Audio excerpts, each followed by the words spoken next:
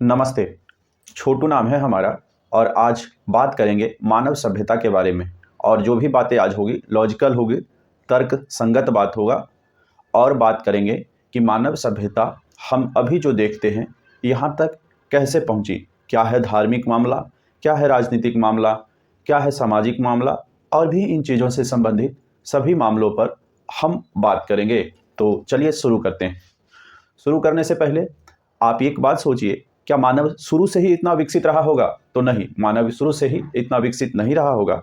जब मानव सभ्यता की शुरुआत हुई तो एक थ्योरी ऑफ एवोल्यूशन है, विकास का सिद्धांत है। अब उसके बाद हम चलते हैं, वो एक बड़ा कंजस्टेड टॉपिक है तो उसको छोड़ते हैं और हम आगे आते हैं। जब मानव शुरू में विकास की अवस्था में था तो सबसे पहले उसे जो दिखा, उसके सामने जो दिखा, खाने पीने के लिए क्या इस्तेमाल करेगा? जो उसको दिखेगा, जो आसपास में है उन चीज़ों का इस्तेमाल करेगा। तो उसके आसपास कौन थे? मवेशी थे। उसके पास कौन थे? जानवर थे जो उसे दिख रहा था। तो सबसे पहले मानव खाने पीने के लिए उन्हीं जानवर, मवेशियों का इस्तेमाल करेगा। चलिए, दूसरी बात यह है कि इससे पता चलता है कि मानव मांसाहारी रहा होगा। मांसाहारी कहने का मतलब सिर्फ ये नहीं है कि वो लोग जो सिर्फ और सिर्फ मांस खाते हैं। मांसाहारी का मतलब होता है मांस के साथ और भी शाकाहारी चीज़ें भी जो खा रहे हैं वो सब मांसाहारी के कैटेगरी में ही आते हैं। तो मानव शुरू में मांसाहारी रहा होगा। उसके बाद धीरे धीरे उसने क्या किया? मांस खाता था, बाद में फलों को खाने लगा, क्योंकि मानव जंगलों में रहता था। जंगलों में क्या रहता था? शुरू में सभी जगह जंगल ही जंगल होंगे। कहीं छोटी झाड़ियाँ होगी, कहीं घास का मैदान होगा, कहीं बड़े वन होंगे, कहीं पहाड़, कोई ऊंचा कोई नीचा, इस तरह के समतल मैदान और खेती जैसे बहुत कम जगह ही होंगे। तो शुरू में मानव जंगलों में रहता था। अच्छा, अब जंगलों में रहते हुए जिस तरह मांसाहार करता होगा वो धीरे धीरे वहाँ के फलों को खाना शुरू किया। कुछ अच्छे फल होंगे, कुछ गड़बड़ होंगे। धीरे धीरे उन्होंने सीख लिया कि कौन सा बढ़िया होगा हमारे लिए, कौन सा बढ़िया नहीं है। अब ये सब के बाद मानव ने जब उन फलों को खाया होगा या उनके साथ और भी कई चीज़ों का होगा तो उसके बीज को वो कहीं छोड़ा होगा, कहीं रखे होंगे या कहीं छूट गया होगा। धीरे धीरे करके इसी प्रक्रिया में उसने कभी देखा होगा कि जहाँ बीज छूटा वहाँ पेड़ उग गए या पौधे उग गए, इस तरह का कुछ। तो मानव सभ्यता के विकास में मानव सबसे पहले मांसाहारी था, फिर मानव शाकाहारी भी नहीं कह सकते, फलों को खाने लगा। उसके बाद बात आती है वो खेती करने लगा। अब मानव जैसे ही खेती करने लगा, क्योंकि उसने देखा होगा कि जो चीज़ें छूट जाती है उसको दोबारा उगाया जा सकता है, उपजाया जा सकता है। अब जब मानव खेती की शुरुआत करता है तो उसके साथ सबसे बड़ी समस्या ये आती है कि पहले मानव घुमंतु हो रहा होगा, घूमने वाला घुमंतु रहा होगा। घुमंतु का मतलब एक जगह से दूसरे जगह, आज यहाँ शिकार किया, कल वहाँ शिकार किया, कल जहाँ जगह फल मिल जाए वहाँ रुक गए होंगे, परसों जहाँ मवेशी मिल गए होंगे, जानवर मिल गए होंगे, वहाँ रह गए होंगे। लेकिन जैसे ही कृषि की शुरुआत हुई, कृषि के साथ समस्या ये है कि आप कृषि करते हुए घुमंतु नहीं हो सकते, आपको उसके लिए अस्थायी होना ही होगा। तो एक उदाहरण से समझे कि मान लो हमने खेती किया और खेती कर लिया किसी वाराणसी के अंदर, बनारस के अंदर, और हम पटना के अंदर तो रह नहीं सकते, कश्मीर में तो रह नहीं सकते, क्योंकि हमको उस खेती को भी देखना है। तो जैसे ही शुरुआत हुआ खेती का, मानव के अंदर अस्थायित्व का विकास हुआ और मानव एक जगह रहने लगे। और वो जो एक जगह रहने लगे उससे कबीलों का विकास हुआ। मानव जब एक जगह रहने लगा, खेती करने लगा, उसकी सुरक्षा की दृष्टि से वहाँ रहे और भी दृष्टियों से वहाँ रहे, तो कबीलों का विकास हुआ। कैसे? मानव अपने साथ पहले रहने के लिए, मानव पहले रहना शुरू किया होगा खेती की वजह से। उसके बाद उसके साथ खेती में और लोगों का उन्होंने मदद लिया होगा।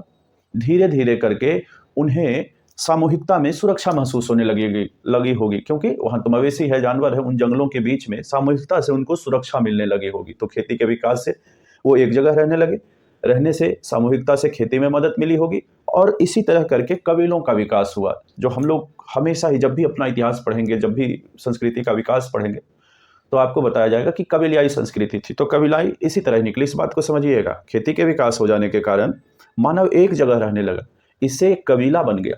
अब कबीला बनने से क्या हुआ? कबीला बनने से ये हुआ कि मानव समूह में रहने से उसकी सुरक्षा ज़्यादा बढ़िया हो गई, पुख्ता हो गई। अब जब कबीलों में रहने लगा तो कबीलों में रहते हुए मानव ने धीरे धीरे करके ऐसे ही कई कबीले बनाए होंगे, एक ग्रुप यहाँ, एक ग्रुप दूसरे जगह, एक ग्रुप तीसरे जगह। तो ऐसे करके मानव बस्तियाँ या मानव कबीलों की संख्या बढ़ी होगी। और आगे इसी तरह करके मानव ने, और जब मानव कृषि करने लगा, कबीले में रहने लगा, तब वो मवेशियों का पालन करने लगा। सबसे पहले उसे लगा होगा जो उसके साथ वफादार कुत्ता, घोड़ा, बैल, जो उसके कृषि में मददगार हो, जो उसके सुरक्षा में मददगार हो। इस तरह करके मानव ने मवेशियों को पालना शुरू किया होगा और बाद में उनको कई मवेशियों से और भी लाभ मिला होगा, जैसे दूध का लाभ मिला होगा, मांस का लाभ मिला होगा, सुरक्षा के लिए लाभ मिला होगा, आवागमन में लाभ मिला होगा। जैसे शुरुआती दौर में तो मनुष्य पैदल चलते होंगे, हो सकता है उनको इन चीज़ों का लाभ मिला कि अब खच्चर के ऊपर, खच्चर तो नहीं, घोड़ा के ऊपर और बाकी ऐसी चीज़ों के ऊपर जा सकते हैं, तो मानव ने मवेशियों को पालतू बनाया। अब आती है कबीलाई संस्कृति में क्या हुआ। हर एक कबीला अपने आप को सुचारू ढंग से चलाने के लिए, रखने के लिए अपने आप में एक मुखिया घोषित करने लगे, क्योंकि अब बहुत सारे लोग हो गए होंगे कबीले में, तो हर किसी का अपना मन हो और हर किसी अपनी मर्जी से करे तो ऐसे चल नहीं सकता। तो मानव को ऐसा लगा होगा कि किसी एक के नेतृत्व में हम लोग काम करें, तो कबीलों की मुखिया की घोषणा हुई होगी और अलग अलग कबीलों में अलग अलग मुखिया की घोषणा हुई होगी। फिर क्या हुआ, इन कबीलों से ही आगे चल के जनपद बना। मानव को जन कहते हैं, आदमी को जन कहते हैं, सामान्य बात है, उस समय भी जन कहते थे। और उन्हीं जन से जनपद बने। जनपद का मतलब बस ये समझिए कि कबीलिया जो अपने कबीलियाई इलाके थे, उसकी संख्या एक छोटी सी संख्या वाले जगह को आप जनपद कह सकते हैं। उसी तरफ फिर आगे बढ़ा, फिर एक लोग थे तो जन थे, फिर कई लोग आए तो उन्होंने मिलकर कबीलियाई संस्कृति का विकास किया और कई लोग कबीले में रहने लगे तो जनपद हो कहलाने लगे। फिर वही कई जनपद जब एक साथ मिल गए, एक शासन व्यवस्था शुरू हुई, जैसे कबीला में मुखिया हुआ करता था, उसी तरह आगे और इसको शासन प्रशासन की व्यवस्था बढ़ाई गई। तो यही आगे चल के कई जनपद मिलके महाजनपदों का निर्माण किया गया और आपने 16 महाजनपद का नाम सुना भी होगा। ये तो थी आप एक तरह से नॉर्मल सामाजिक जीवन क्या था। अब बात करते हैं धार्मिक जीवन के बारे में। क्या शुरू में मानव भगवान को बनाया होगा, पूजा होगा? नहीं, शुरू में मानव कुछ भी नहीं था, अपनी भुवंतु जीवन जिया करते थे, रहते थे। वक्त के साथ जब उन्होंने कृषि शुरू किया, जनपद में रहने लगे, कबीले में रहने लगे, महाजनपद बनाया, तो उनको ये एहसास हुआ होगा, जिन चीज़ों को वो देखते होंगे, बारिश के बारे में सोचते होंगे, तो बारिश को उन्होंने एक देवता मान लिया, जिससे उनको लाभ पहुंचता है, जिनसे उनको सुरक्षा मिलती है, तो एक बारिश को देवता मान लिया। आग से उनको फायदा होता था भोजन बनाने में, रहने में, सुरक्षा में, जंगली जानवरों को भगाने में, आग से सुरक्षा, तो अग्नि को एक देवता मान ली। तो ये जो हम वर्तमान में देख रहे हैं, उसका शुरुआती दौर ऐसा नहीं था कि हम मूर्ति बना रहे थे, हमारे पास उपदेश था मोहम्मद का, हमारे पास उपदेश था कृष्ण का, हमारे पास ईसा मसीह के उपदेश थे, ऐसा नहीं था। सभी संस्कृति चाहे दुनिया में कहीं भी हो, ऐसे ही करके विकास किया। आगे चल के क्या हुआ, अब हम ना धार्मिक विकास के ऊपर बात कर रहे हैं। तो शुरू में मानव जो चीज़ से उसको लाभ मिला उसको उसने भगवान मान लिया। जैसे नदियों से उसकी लाभ मिला, पानी मिलता था, उसने नदी को भगवान माना। पेड़ों से उसको फल मिलता था, उन्हें प्रकृति की पूजा की। पत्थरों से वो औजार बनाते थे, उन्होंने पत्थरों की पूजा की। और ऐसे करके उसका धार्मिक विकास होते गया। कालांतर में क्या हुआ, कुछ नास्तिक हुए, कुछ आस्तिक हुए। किसी ने उस को, जिसको वो भगवान मान रहे थे, अग्नि हो, बारिश हो, प्रकृति हो, और भी कई लोगों ने उसको मूर्त रूप देना शुरू किया, जिससे मूर्तियों का विकास हुआ। उनको लगा होगा एक कि ऐसे हो सकते हैं, ऐसे हो सकते हैं भगवान, ऐसा हो सकता है। तो ये एक मूर्त रूप, कल्पना ही सही, पर उन्होंने एक मूर्त रूप दिया, तो जिससे हमारा आज जो देखते हैं धर्म, वो सब शुरू हुआ। एक तीसरा बात करते हैं हथियार के बारे में, औजार के बारे में। तो क्या मानव शुरू से ही इतना अत्याधुनिक हथियारों का इस्तेमाल कर रहा होगा? नहीं, शुरू से नहीं कर रहा होगा। शुरुआती दौर के पास के मानव के पास क्या होगा? पत्थर, जमीन, मिट्टी, पेड़, यही सब होगा। तो जरूरी से अधिकतम तो यही है। अब इन्हीं चीज़ों से मानव ने हथियार भी बनाए। तो हम जो पाषाण काल, महापाषाण काल, पूरा पाषाण काल सुनते हैं, उसमें पत्थरों का इस्तेमाल हुआ तो हुआ होगा, लकड़ी वगैरह का भी, सभी चीज़ों का। जब हम पाषाण काल कह रहे होते हैं तो पत्थर एक कड़ा चीज़ है, टफ चीज़ है, उससे अगर औजार बना रहे हैं तो लकड़ियों का भी बना होगा। लेकिन ये लाखों साल पहले बने औजार अभी उपलब्ध नहीं हो पाते हैं, उनका क्षरण हो गया होगा। लेकिन हमें पाषाण काल के औजार मिले हैं, तो उस पर बात कर लेते हैं। मानव ने सबसे पहले उसके पास पत्थर ही दिखा होगा, लकड़ियाँ दिखी होगी, तो पत्थर का औजार बनाया। किस लिए? खेती के लिए। किस लिए? शिकार के लिए। अब उन्होंने जब पत्थर का, शुरुआती दौर में तो पत्थर का ही बनाएगा, फिर आगे धीरे धीरे जब सभ्यता का विकास हुआ तो उसने लौह, तांबा की खोज की और उसने देखा कि जो पत्थर से अच्छा लोहा और तांबा का हथियार होता है, तो उसने फिर उसके हथियार बनाए। फिर धीरे धीरे करके ऐसा ही विकास हुआ। फिर उसने आगे चल के पहिए का आविष्कार किया, फिर चल के हथियार बनाया, जो अत्याधुनिक हथियार धीरे धीरे आप देख रहे हैं। तो विकास का क्रम आप समझ सकते हैं कि जिन चीज़ों की उपलब्धता थी, मानव को उसी का इस्तेमाल करके बनाना था।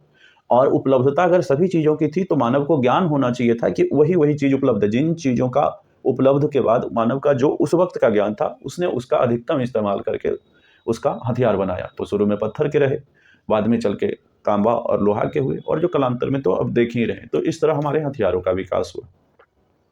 अब मानव सभ्यता में युद्ध का क्या भूमिका है? तो जैसा कि हमने बताया कि मानव सभ्यता में युद्ध शुरू से ही लगभग शुरू हो गया। जब मानव कबीले में रहना शुरू किया और जब उसको खेती करना शुरू किया, जब मवेशी पालना शुरू किया, तो उसको एक बात समझ में आ गया, मवेशी का महत्व समझ में आने लगा। मवेशियों से उनको जो साल भर जीवन भर भटकना पड़ता था, अब उनको वो भटकना नहीं पड़ रहा था। वो एक जगह रह के ही सारी चीज़ों को एक साथ करके वर्ष भर का भोजन व्यवस्था कर सकते थे। और इसमें मवेशियों का बड़ा योगदान था, चाहे दूध देने का मामला हो सकता है या बाकी चीज़ जो भी जानवर से हमें उत्पाद मिल सकते हैं उसका। तो आप ना पहला जो युद्ध का वर्णन सुनेंगे, जो जिक्र सुनेंगे, वो मवेशियों के लिए हुआ करता था। क्यों? क्योंकि मवेशी ही उस वक्त के दौर में वो ये तो था नहीं, स्वर्ण चांदी ऐसा तो था नहीं, और इसकी तो मुद्रा शास्त्र तो था नहीं, मुद्रा तो था नहीं। शुरू में मवेशी ही मूल्य धन हुआ करते थे। तो जो पहला आप युद्ध सुनोगे तो आपने सुना होगा गौ के लिए युद्ध, गाय के लिए युद्ध, ऐसा अपने वेदों के अंदर वर्णन है ना। तो ये है कि शुरू में जो युद्ध हुआ मवेशी के लिए हुआ। बाद में मवेशी को चराने के लिए चारागाह की जरूरत थी, है ना, उसको पालने के लिए जरूरत थी और खेती के लिए जरूरत थी। तो मानव को जमीन के महत्व को भी समझ में, ऐसा नहीं था कि उस वक्त जमीन नहीं थी, खुले नहीं थे, हो सकता है वैसे जमीन जिसमें खेती किया जा सकता है, जमीन तो बहुत होंगे, बहुत सारा खाली प्लॉट होगा, लेकिन फिर भी उस समय तक जो खेतीहर जमीन होगी, चारागाह के लायक होगी, उसके लिए झगड़े शुरू हो गए। आप वैदिक काल में इसका वर्णन कई जगह देखते हैं। तो सबसे पहला युद्ध क्यों शुरू हुआ होगा? क्योंकि मवेशी शुरुआती धन हुआ करते, तो मवेशी के लिए शुरू होगा। उसके बाद जमीन हुआ करते थे, तो जमीन के लिए शुरू हुआ होगा। तो इसी तरह करके मानव इतिहास का विकास हुआ। फिर बाद में कालांतर में आधुनिक काल तक आते आते जैसे जैसे संसाधनों का विकास हुआ, उन चीज़ों के लिए युद्ध शुरू होने लगे। पर एक बात ध्यान रखना है, सभी युगों में जमीन का महत्व सबसे ज़्यादा रहा है। चाहे चारागाह की भूमि के लिए नाम पर हो, चाहे खेतीहर जमीन की भूमि के नाम पर हो, चाहे साम्राज्य बनाने के नाम पर हो, चाहे इलाका कब्जा करने के नाम पर हो, तो जमीन का महत्व सभी दिन सभी जगह रहा है। अब एक तीसरा पहलू पर बात करते हैं, भाषा का विकास। क्या शुरू से ही मानव इस तरह अंग्रेजी, हिंदी, फारसी, अरबी बोल रहा होगा? नहीं, क्योंकि शुरू के मानव के पास वैसी कोई भाषा नहीं थी। भाषा धीरे धीरे विकसित हुई होगी। जैसे हमने कहा, कृषि के शुरुआत के बाद वो एक साथ रहने लगे होंगे। अब उनको आपस में संवाद करने के लिए एक समस्या आई होगी, या उनको लगा आपस में संवाद करने के लिए भाषा की जरूरत पड़ी होगी। तो एक टूटी फूटी भाषा, या फिर आप कह लें कि सांकेतिक भाषा वगैरह का विकास हुआ होगा। फिर धीरे धीरे आज जो हम कालांतर में भाषाएं देख रहे हैं वो उसका आया होगा। तो जो सबसे पहले भाषाएं बनी होगी, क्या वो एकदम आज की तरह होगी? नहीं। जो पहले भाषा बनी होगी उसमें प्रतीक चिन्हों का इस्तेमाल ज़्यादा हुआ होगा। क्यों? क्योंकि उस वक्त भाषा का विकास नहीं हुआ था, तो वहाँ प्रतीक चिन्हों का, तो आपने देखा होगा हड़प्पा संस्कृति के समय में वो चित्रलिपि कहते हैं, उन्होंने चित्रलिपि से लिखना समझना शुरू किया। तो ऐसा नहीं हो सकता है कि उससे पहले भी भाषाएं होगी, लिखित होगा, कुछ ना कुछ होगा, लेकिन हम लोगों के पास अभी तक जो प्राप्त साक्ष्य है वो हड़प्पा संस्कृति तक का ही, और जिसको अभी तक पढ़ा नहीं गया है। लेकिन हम इस बात को समझ सकते हैं कि जो शुरुआती भाषा था वो इतना परिमार्जित तो नहीं रहा। वो चित्रलिपि प्रतीकात्मक रूप से इस्तेमाल कर रहे होंगे, हो सकता है किसी भाषा का भी वो इस्तेमाल कर रहे होंगे। अब धीरे धीरे उसी भाषा को आगे चलते गए, आगे आते आते फिर आप देखेंगे कि कई और भाषाओं का निर्माण हुआ, जिसे आप प्राकृत कहते हैं। ये हम जो बात कर रहे हैं भारतीय क्षेत्र में, मगध क्षेत्र में और भारतीय उपमहाद्वीप के क्षेत्र में हम बात कर रहे हैं। अब बाकी भी सभी के जगह ऐसा ही हुआ होगा, लेकिन मूल रूप से हम उदाहरण अभी भारतीय महाद्वीप का दे रहे हैं। तो सभ्यता संस्कृति की शुरुआत के बाद भाषाओं में हड़प्पा संस्कृति आई, जिसको हम अभी पढ़ नहीं सके। बाद में प्रकृत जैसी भाषाएं आई जो ब्राह्मी लिपि में लिखी जाती थी, और भी रही होगी, लेकिन हमारे पास साक्ष्य प्रकृति का है जिसको पढ़ा जा सका है, जो अशोक के, जो महान सम्राट अशोक हुए उनके शिलालेखों में और बाकी जगह पाया जाता है। तो वो जो कर रहे थे ब्राह्मी लिपि का इस्तेमाल और प्रकृत भाषा का इस्तेमाल हो रहा था। कई जगह अरमाइक लिपियों का भी इस्तेमाल हुआ है जो अफगानिस्तान वगैरह में। तो अच्छा, हम इस बातों को अभी छोड़ते हैं। अभी तार्किक बात, सामान्य समझ के लिए हम लोग बात करते हैं, और वो सामान्य समझ की बात यह है कि भाषा के विकास में सबसे पहले चित्रलिपि, सांकेतिक भाषा का इस्तेमाल हुआ, फिर वो थोड़ा थोड़ा आगे बढ़ते हुए प्रकृत पर आया। वो भी आधी चित्रलिपि और थोड़ा थोड़ा अलग था। और फिर धीरे धीरे यही भाषाएं फिर आगे चल के इसी से प्रकृति से ही पाली और संस्कृत भाषाओं का निर्माण हुआ। और आप फिर देखते हैं उसके बाद हमारे पास आज थोड़े ज़्यादा हो जाते हैं।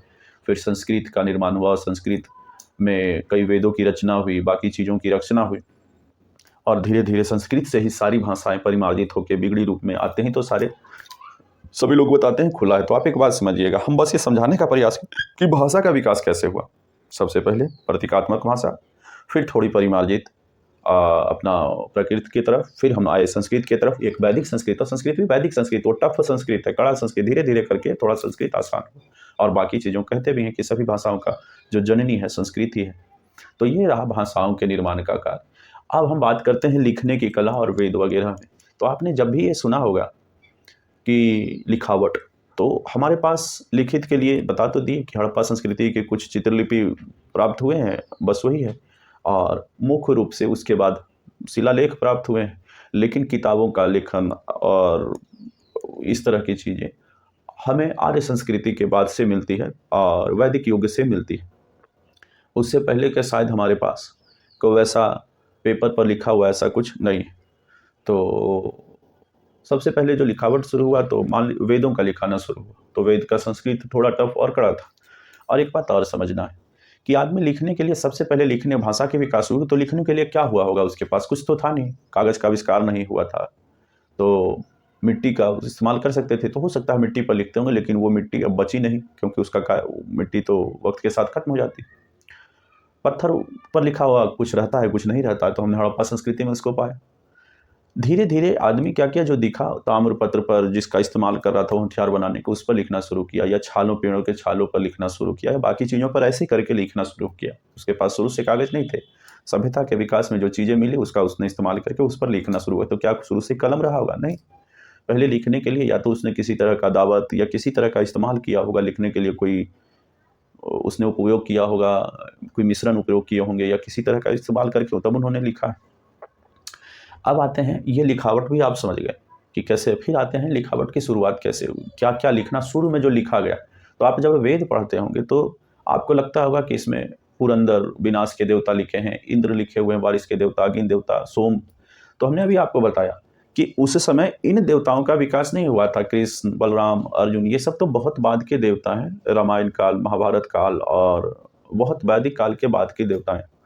तो उसमें क्या है, हमने अभी बताया कि मानव युद्ध लड़ रहा था। किस लिए? चारागाह के लिए। किस लिए? मवेशियों के लिए। किस लिए? गाय के लिए। तो इन चीज़ों के लिए वो युद्ध लड़ रहा था, इसलिए वहाँ वेदों में उसी चीज़ का जिक्र होगा।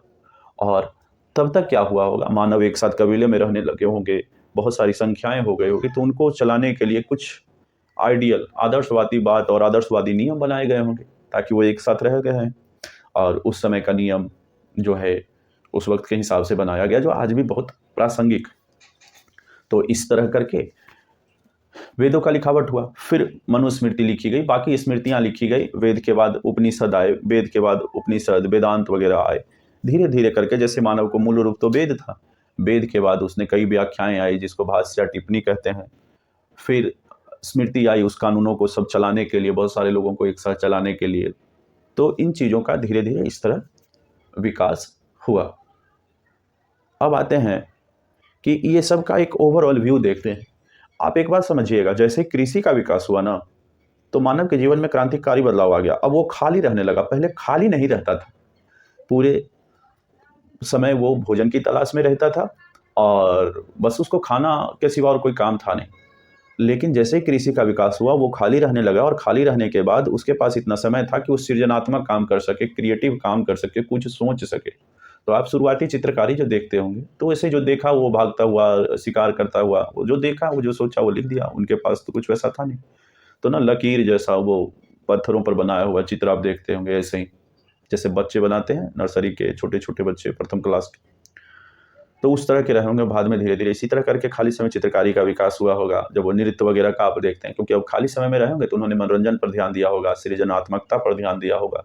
तो ऐसे कर करके वो आज जो हम देख रहे हैं नृत्य, बाकी चीज़ें, तो उस पर उनका विकास हुआ।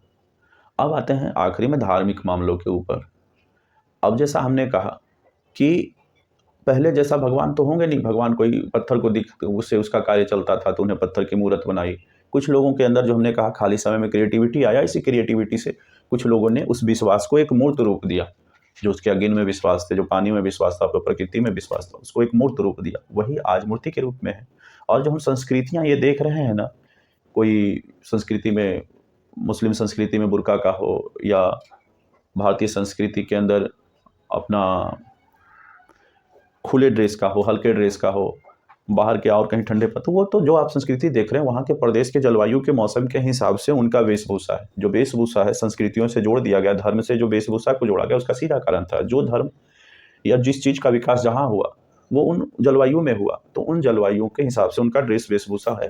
तो हम लोग ऐसे ही अपने आप पर, धर्म के नाम पर उस वेशभूषा को जबरदस्ती थोप रहे हैं। अब एक आखिरी चीज़ ये ध्यान देते हैं कि आप हिंदू संस्कृति और क्रिश्चियन, मुस्लिम वगैरह मानते हैं, तो आपको एक चीज़ एकदम कंफर्म ध्यान रखना है कि संस्कृति सिर्फ, धर्म सिर्फ हिंदू ही है। जो हिंदू संस्कृति है असल में वो सनातन है, बाद में चल के उसका हमने हिंदू नामांकरण कर दिया और कई चीज़ें जोड़ दी अलग से। जो लोग हिंदू हैं असल में वो मूल लोग हैं। मूल लोग कैसे मूल लोग हैं? क्योंकि वो प्रकृति की पूजा करते हैं, जैसे उसके पूर्वज करते आए, सारे लोग करते आए, सभी तो वो लगातार वही कर रहे हैं, आज भी कर रहे हैं। कोई मूर्त रूप दिया है, कोई नहीं मूर्त रूप दिया है, कोई आस्तिक है, कोई नास्तिक है। अच्छा, आस्तिक नास्तिक का मतलब ये होता है कि जिसको वेदों में विश्वास है वो आस्तिक है, जिसको नहीं है वो आस्तिक है। ये भगवान का मामला नहीं है। हमारे दर्शन, हमारे धर्म के अंदर जिसको वेदों में विश्वास है वो आस्तिक है, और जो वेदों का विश्वास नहीं करता वो नास्तिक है।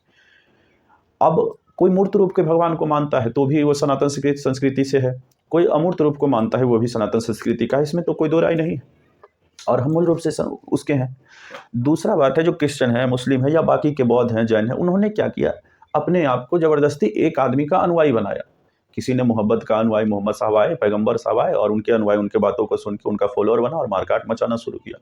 ईसाई आए, ईसाइयों ने भी वही किया, ईसा मसीह के बात को सुन के। बौद्ध आए तो बौद्ध एक समय, ठीक है, ये हृदय परिवर्तन में विश्वास करते थे, उन्होंने भी वही किया, मारकाट नहीं, केवल हृदय परिवर्तन में उनका विश्वास। तो एक बात याद रखिएगा, वो मूल रूप से है सनातन, लेकिन जानबूझ के उन्होंने अपनी संस्कृति को बदला।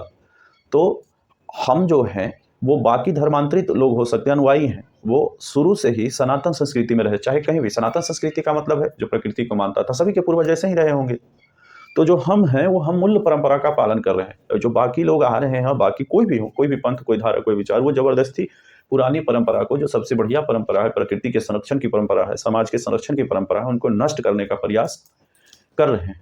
अभी कुल देवता सुना होगा, तो अभी जो हम बता रहे थे कि कबीलियाई संस्कृति होती थी, तो कबीले में अब एक एक छोटे छोटे कबीले के एक एक देवता होने लगे। क्यों ऐसा होता था?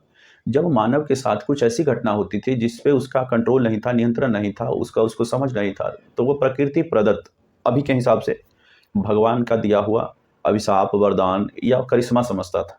तो उन्होंने उन्हीं भगवान का एक अपना विश्वास के हिसाब से, जिसको हम कुल देवता कहते हैं, वो कुल देवता का निर्माण किया उसने। कुल देवता का निर्माण, एक कल्पना उसने कुल देवता की, जो आज हम आप कभी सुनते होंगे कि कुल देवता का नाम लीजिए, कुल देवता का, वो उसी कबीलियाई संस्कृति से निकला। जब लोग समझते नहीं थे तो अदृश्य ताकत को मानते थे कि ऐसा करा रहा है, उसी अदृश्य ताकतों की वजह कुल देवता का निर्माण हुआ। और उस समय अलग अलग कबीलियाई अपने अपने कुल देवता का उन्होंने निर्माण किया, अपने अपने समय के हिसाब से उन्होंने अपने अपने देवताओं के लिए प्रार्थना की। उसी तरह मानवों ने चिकित्सा का विकास किया होगा।